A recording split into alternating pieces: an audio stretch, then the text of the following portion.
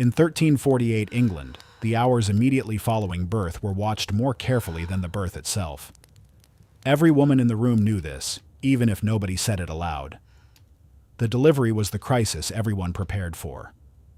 What came after was the crisis that took women by surprise, quietly, quickly, and with very little warning. The bleeding was the first concern. Some bleeding after birth was expected and understood. Too much bleeding was something the midwife measured not with instruments, but with experience.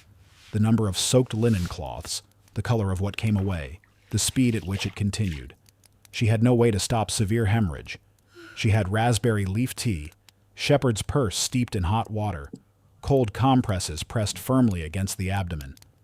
She had her hands, pressing down hard through the woman's belly in the way she had been taught, trying to encourage the womb to contract and close.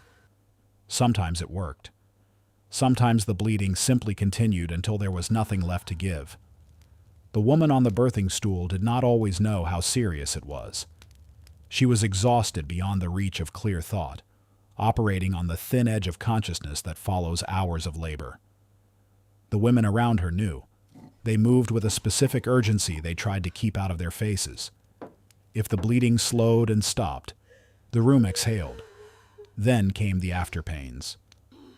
The womb, contracting back toward its original size, sent waves of cramping through the mother's body that could continue for days, sharper with each subsequent birth, worse in women who had delivered large infants, relentless in their timing and indifferent to exhaustion.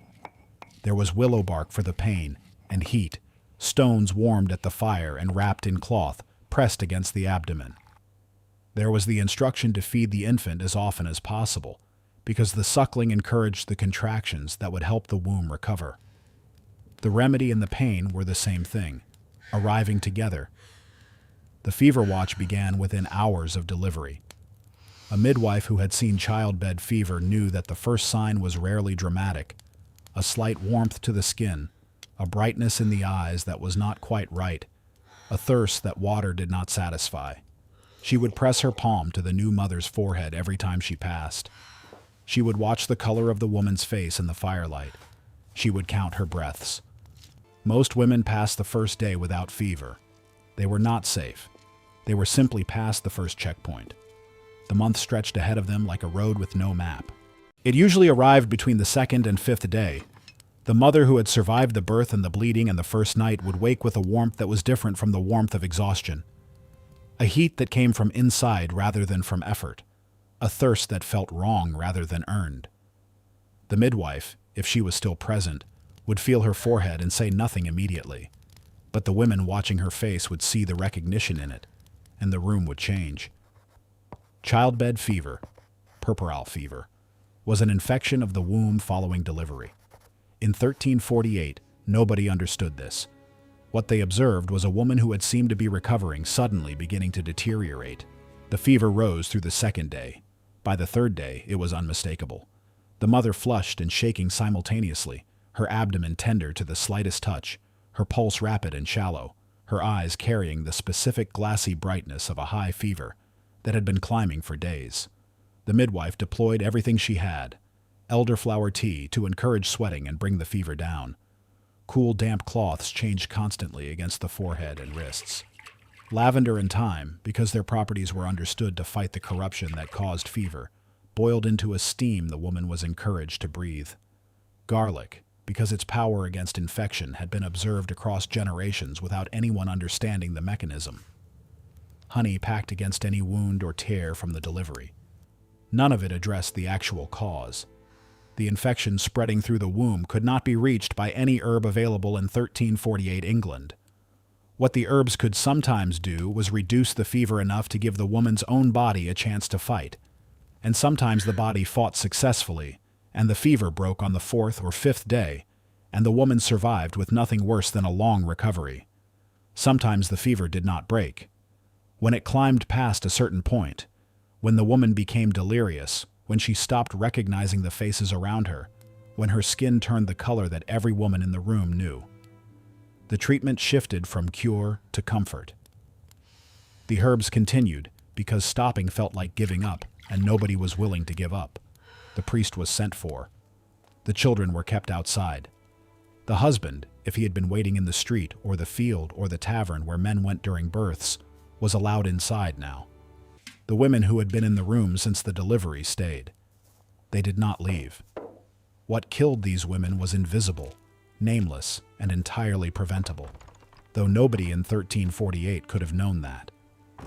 The same hands that had attended dozens of births, the same instruments passed between patients, the same unboiled water used to wash wounds, all of it carrying what could not be seen. The women who survived childbed fever survived despite the treatment, not because of it. Their bodies simply held long enough. The ones who didn't were buried within the week. She did not go through it alone. This is the thing that the historical record, written by men, focused on institutions, interested in wars and laws and theological disputes, consistently failed to document. The month after birth in a medieval household was not a private medical event managed by professionals. It was a community vigil, organized and maintained entirely by women, operating according to knowledge and custom that existed nowhere in writing. The midwife was the center of it. She would not leave a new mother for the first several days, sleeping in the cottage if necessary, returning before dawn if she had been called elsewhere, sending another experienced woman in her place if she could not come herself. She was not paid well for this. She was paid in kind, in community standing, in the understanding that her presence was the difference between a woman surviving and a woman not surviving, and that this mattered to everyone in the village regardless of whether anyone recorded it. The neighbors came, not all at once. This was understood, because a room full of visitors exhausted the woman who needed to rest. They came in rotation, organized without being formally organized, each woman knowing when it was her turn to sit with the new mother, to bring food, to take the infant for an hour so the mother could sleep, to wash the soiled linen without being asked. They brought what they had, a pot of broth, a bundle of dried herbs, a piece of cloth softer than what the household owned. They sat in the chair beside the bed, and they talked quietly about ordinary things, because ordinary things were a way of insisting that ordinary life was still possible. The older women brought something different. A woman who had herself survived childbed fever, who had watched others survive it and others not, carried a kind of knowledge that had no name and existed in no medical text. She knew what the fever looked like at each stage. She knew the difference between a fever that was fighting and a fever that was winning. She knew when to send for the priest, and when sending for the priest was giving up too soon. She sat close, and she watched with the particular attention of someone who has been here before and knows exactly what they are looking at. What they could actually do was limited. There was no treatment for the infection spreading through the womb. There was no surgery available, no understanding of what was happening at the level that could have changed the outcome. What they could do was keep the fever as low as possible, keep the woman hydrated, keep her comfortable, keep her from giving up. That last one mattered more than it might seem. A woman who was watched over, who woke in the night to find a familiar face sitting in the firelight beside her, who was spoken to and touched and kept connected to the living world. She was more likely to stay in it. The women who watched knew this. They had learned it from the women who watched over them. History forgot to write it down. But the vigil continued. Cottage by cottage, season by season, the same women appearing at the same doors, carrying the same herbs and the same quiet presence, doing the work that kept other women alive in the month after birth. It was not recorded because it was done by women. It happened anyway.